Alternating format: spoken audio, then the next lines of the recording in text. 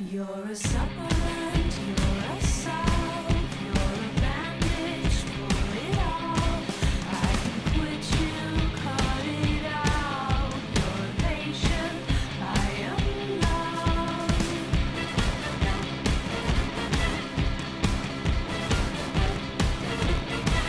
You're a cast sign, broken arm. You're an actor, out of work. You're a liar, and that's the truth. You're an extra, lost in the sea.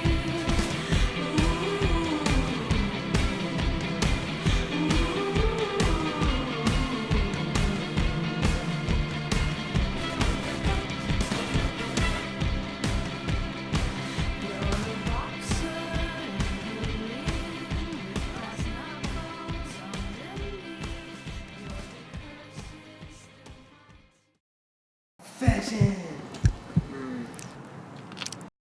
Mike, pheasant? So, you know some people here, and you don't know some.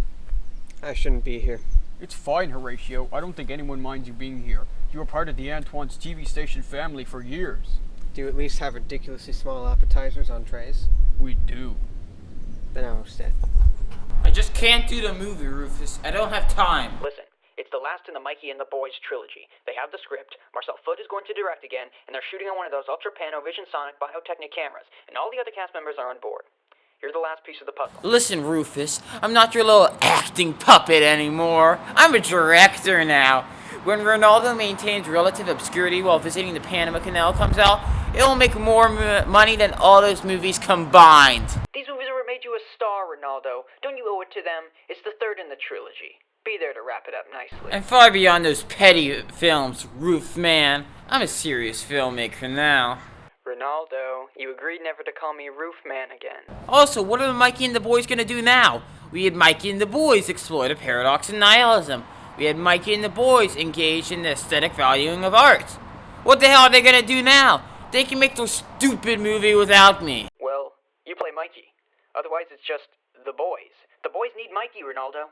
Do I look like I care? Well, I can't see you, so I don't know. You know what? Screw you, roofing company. I'm getting a new manager. You're dumb. You're an idiot. An idiot is my manager. Well, now you're just lashing out. Ah! Ah!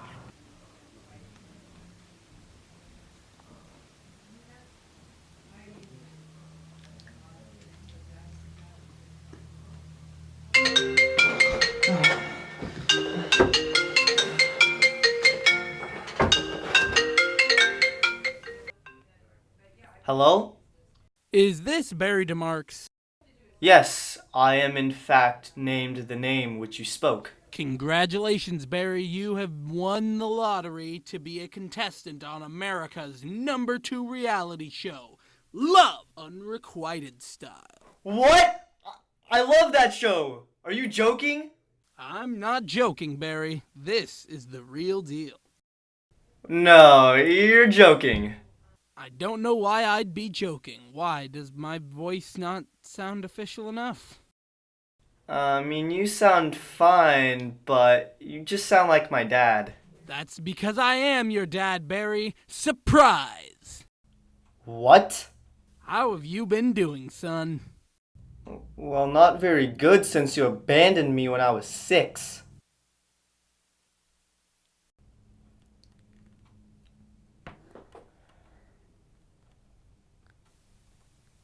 This Thursday, go to Antoine's TV studio on 6th Street and you will film your episode of Love Unrequited Style. Yeah, I'm so hyped! I'm gonna be a TV star!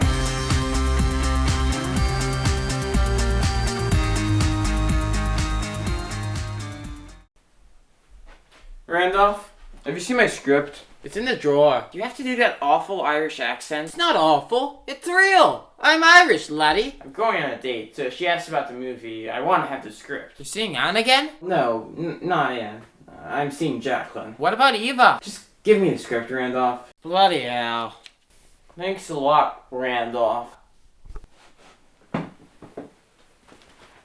Get me a vegan donut while you're out, bro. What do I look like? Your personal assistant? No, that's what my personal assistant is for. Have him do it. And don't use any of my costumes while I'm gone. Like I would. Why is he the movie star? I'm better looking.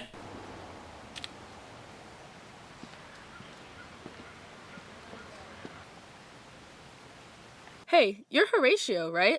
I am. You were on the news until a few months ago, right? That's right. Got fired. Why? I consumed the entirety of a pheasant on air. Why? I don't know. I was happy. I like pheasants. It was a celebratory pheasant. Everyone thought I was drunk.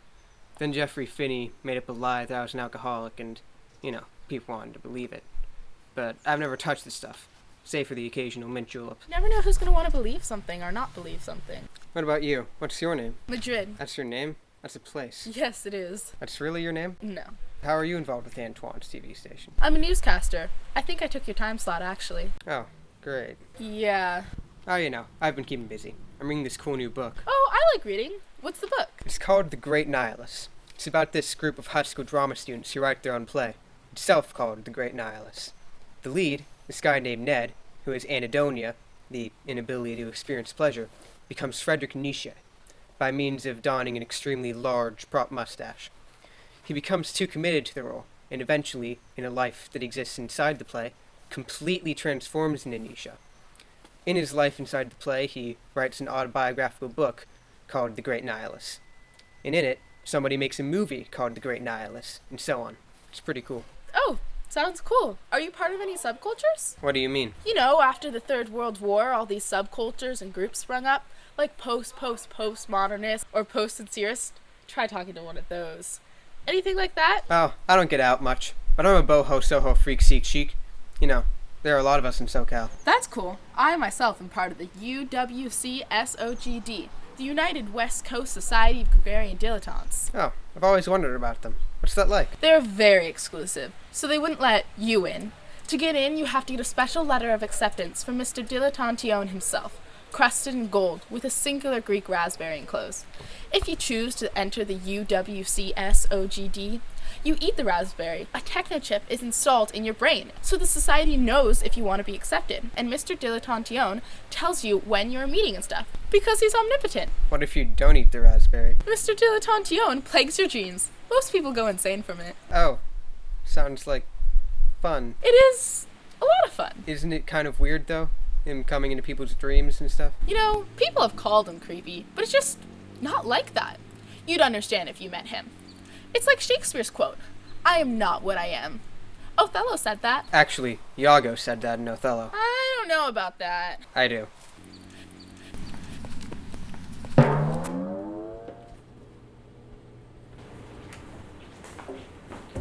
Coffee has too many E's in it. You are correct.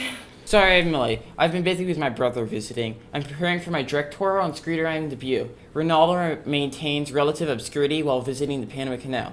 We're shooting in Vancouver next month. What's that about? In it, I play myself, and I'm visiting the Panama Canal. And then, I go there, and I'm a little worried that people will recognize me, and they'll ask me for autographs and handshakes and stuff, and I'm like, ugh. But then I realize people don't recognize me. At first, I'm like, yeah, that's pretty good. But then people aren't nice to me because they don't know I'm famous, so I kill a bunch of people. In fact, I kill almost the entire population of the Panama Canal. And then all the rest of the remaining women, I marry. In a wedding officiated by a robot ninja. And then after that, I realized I entered an alternate dimension when I went to the Panama Canal. One where a right Ronaldo is the star instead of me, Ronaldo Right. So I go over to right Ronaldo, and I kill him by shooting him twice in the head. And then I travel back to my dimension riding on a shark.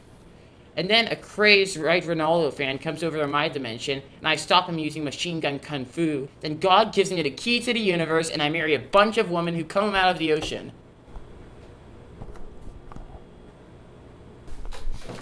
Ow!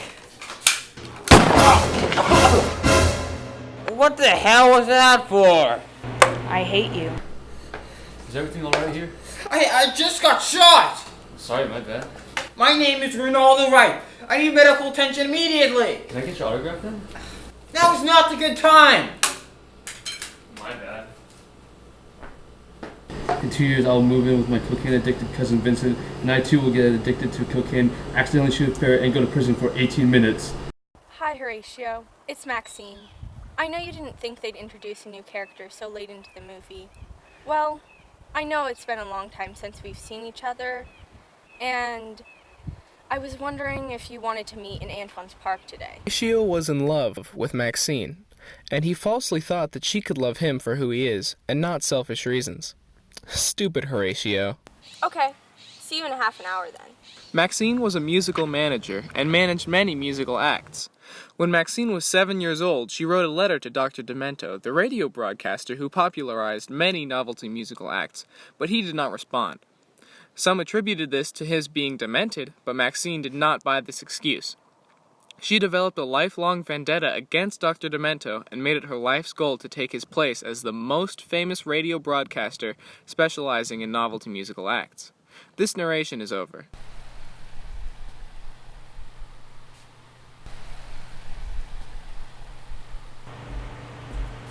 Are you the kid for Love Unrequited Style?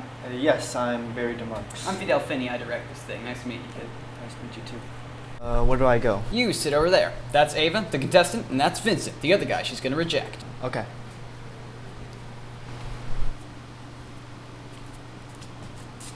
Hi. Alright, let's get on with this crap. Eva, you know what to do, and Vincent and Barry just respond naturally. Go loose, cut wild, but nothing they would have to censor. Alright. I thought I fired you. Action! So I have to choose between you two losers. First we have Vincent, who's addicted to cocaine and lives alone on a ranch. And then we have Barry, who works at a soul-crushing desk job and has abandonment issues from his father. Both of you are dying to go on a date with me. But do I want to go on a date with either of you? No. Rejected.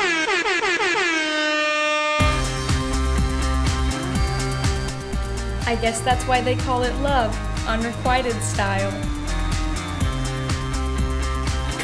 Cut! Perfect! Really? That was great, kid. The audiences are gonna love it. You look so confused, like, how could she reject me? That was gold, man. Gold. Great. You know, maybe I deserve to be shot. I should have told you about my numerous polygamous relationships. I'm sorry, what? That's not why you shot me? You mean you're just another guy with polygamous relationships he doesn't tell me about? If it makes any difference, I didn't want to tell you, which is why I didn't. Until I did. Wow. I guess I can really only trust my ferret now. I will accidentally shoot your ferret in 2 years and move in with my cocaine-addicted cousin Vincent, and I too will get addicted to cocaine because I accidentally killed your ferret and go to prison for 18 minutes. Great!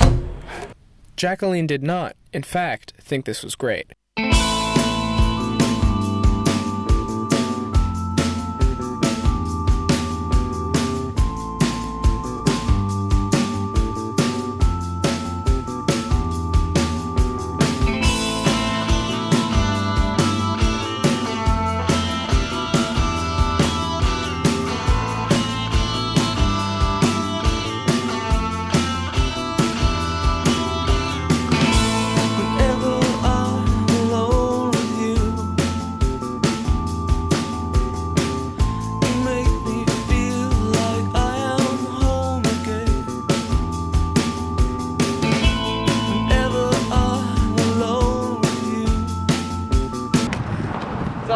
Sorry, laddie. That's not your real accent. What do you mean? I'm Irish, laddie. No.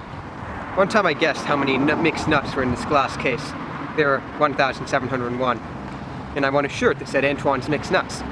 This other guy, Milton the Guess, the famous guesser of how many things are contained in one thing, guessed 216. When he saw how far off he was, he went insane and strangled this other guy named Alvin Finney. That guy was Irish. You were not Irish. You don't have to be an ass about it. This extremely corny joke caused Horatio to question why he was in this movie at all. He was surely better than this material. One time, Horatio was an extra in a film entitled Craig the Squid. It was far better than this one. I've lived my entire life in the shadow of my brother, world-acclaimed movie star Ronaldo Wright, and now he'll make his own film. I developed my accent merely to differentiate myself from him. Without it, I'm nothing. I can never live up to him. Everybody wants to see Ronaldo maintains relative obscurity while visiting the Panama Canal, but no one wants to see Randolph asphyxiates himself on a lengthy muskrat. No one. Now I wander into the night, never to return.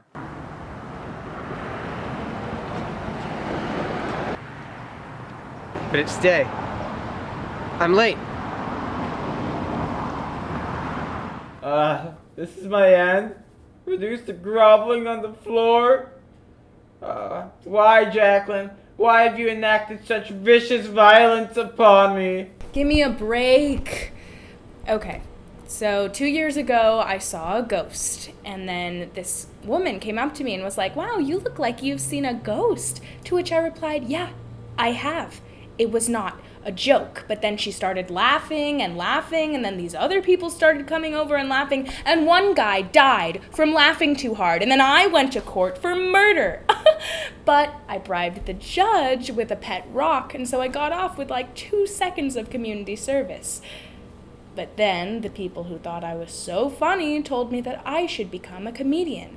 But I'm not funny, so I said no.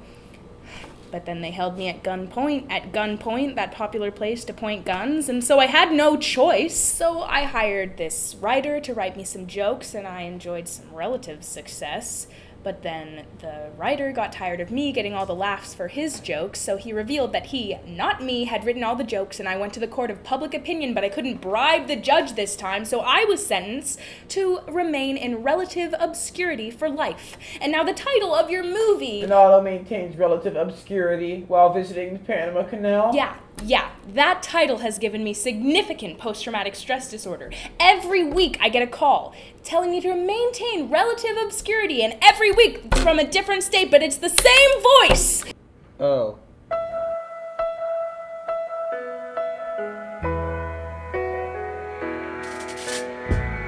They say everything can be replaced. They say every distance is not near. So I remember every face of every man who put me here. I see my light come shining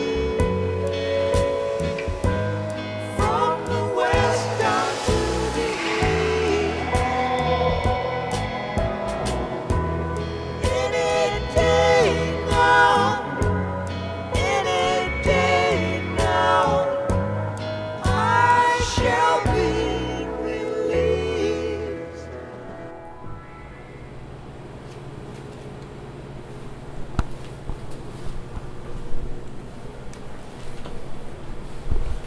And thus, Ronaldo Wright dies. Maxine, should we be out here? Isn't the air quality bad out here? I think I feel my lungs hurting already. You're fine, Horatio. How would you know my current health status better than I would? Sit down.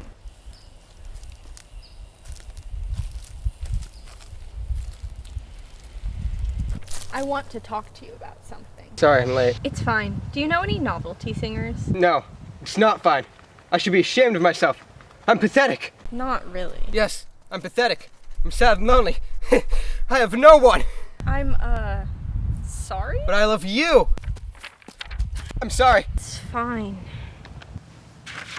I guess what I'm trying to say is, Maxine, will you marry me?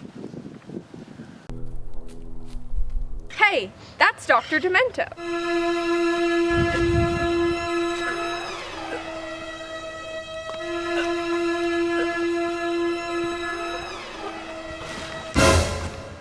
What the hell did you just do? My life's work. What are we gonna do with the body? Hi, I'm Mr. Dilettantione, and I knew this was happening because I'm omnipotent. I've actually been narrating this entire film. If you're omnipotent, do you, know what's in every book? I'm reading this book called The Great Nihilist. If you know the ending, don't spoil it. I'm not there yet. It doesn't end, Horatio. When you get to the last page, another one appears, and he just keeps writing a film inside a book, inside a play, inside a book, inside a play. Whoa. Just then, Horatio realized that the phrase "the great nihilists" is arbitrary, because nihilism, at least existential nihilism, the most commonly referred to form of nihilism, preaches the meaninglessness of life, and thus being dubbed a great nihilist is completely arbitrary. But now is not the time, Horatio. The person who you most unrequitedly love has just killed the most famous radio broadcaster specializing in novelty musical acts. If you knew why, you'd understand. I do know why, because I'm omnipotent, remember? So you won't call the cops? No, what you did is still illegal. The cops are coming right now. There's so many of them nowadays, it's so convenient. You'll probably get a life sentence for, murder. Damn, the air quality's bad out here. He deserved it. I'm sure he did. I mean, he was demented. Maxine? What? I love you.